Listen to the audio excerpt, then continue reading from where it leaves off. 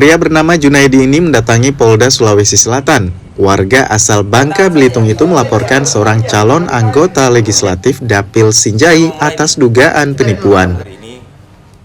Dalam laporannya, Junaidi menyebutkan caleg dari Partai Nasdem bernama Nur Santi itu menipu dengan modus investasi di bidang pertambangan nikel. Namun hingga batas waktu yang dijanjikan, uang beserta keuntungan yang dijanjikan tak kunjung dibayarkan.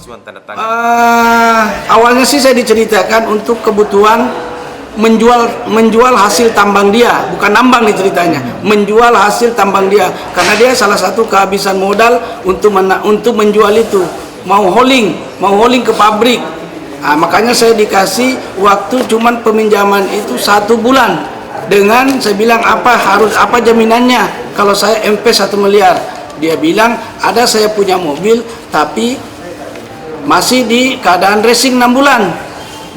Sisa 6 bulan. Sisa 6 bulan. Saya bilang tidak jadi masalah kalau itu. Biar saya kalau Bu Haji tidak melunasi ini, biar saya akan mengeluarkan mobil itu.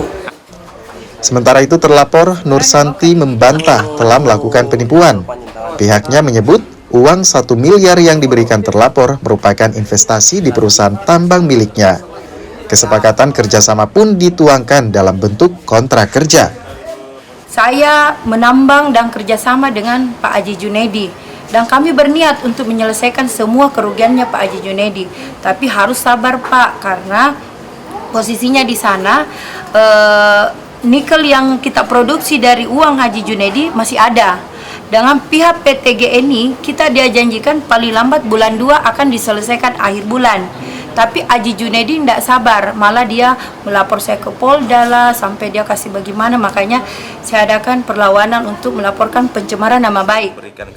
Terlapor yang keberatan atas laporan ini berencana melaporkan balik Junaidi dengan tuduhan pemalsuan tanda tangan. Rama Pratama, Kompas TV.